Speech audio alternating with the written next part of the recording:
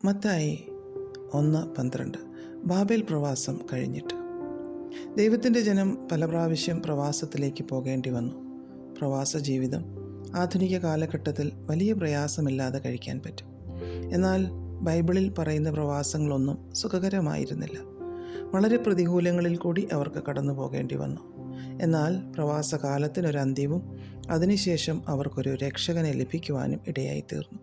ആ രക്ഷകൻ ലോകത്തിൻ്റെ തന്നെ രക്ഷകനായി തീർന്നു. നമ്മുടെ ജീവിതത്തിലും പലതരത്തിലുള്ള പ്രവാസങ്ങൾ കടന്നു വരാറുണ്ട്. പ്രവാസത്തിലായിരിക്കുമ്പോൾ നാം മറ്റൊരു ധികാരിയുടെ കീഴിലാകുന്നു. നാം പാപത്തിൻ്റെ അധീനതയിലാകാം, രോഗത്തിൻ്റെ, സാമ്പത്തിക ഞെരുക്കത്തിൻ്റെ, നിരാശയുടെ, ആത്മീയ വരൾച്ചയുടെ, മുന്നോട്ട് പോകുവാൻ കഴിയാതെ തടസ്സങ്ങളുണ്ടായി ജീവിതം സ്റ്റക്കായി പോകുന്ന അവസരങ്ങളുടെ ഒക്കെ അധീനതയിലായി പോകാം. ഇങ്ങനെ പലതും നമ്മെ പ്രവാസത്തിലാക്കിയേക്കാം. എന്നാൽ ആ സംവത്സരങ്ങളുടെ ഒടുവിൽ രക്ഷകനായി ക്രിസ്തു വെളിപ്പെട്ടു വരും.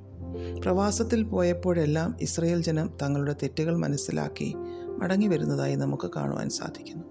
നമുക്കും മടങ്ങി വരുവാൻ മനസ്സുണ്ടെങ്കിൽ നമ്മെ വിടുവിക്കുവാൻ കർത്താവ് തയ്യാറാണ്.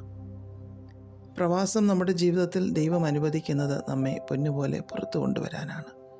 നമ്മുടെ പ്രവാസം കഴിഞ്ഞാൽ നമ്മുടെ ജീവിതത്തിൽ നടക്കുന്ന ആത്മീയ ജനനങ്ങൾ വളരെ ശ്രേഷ്ഠതയേറിയതും അനേകർക്ക് പ്രയോജനപ്പെടുന്നതും ആയിരിക്കും. അതുകൊണ്ട് ഏതൊക്കെ ദുർഘടങ്ങൾ വന്നാലും അതിനപ്പുറം രക്ഷകൻ കാത്തിരിക്കുന്നു, വലിയവ ചെയ്യും എന്ന പ്രത്യാശ നമുക്ക് മുറുകെ പിടിക്കാം. ഉറപ്പും ധൈര്യവുമുള്ളവരായിരിക്കാം.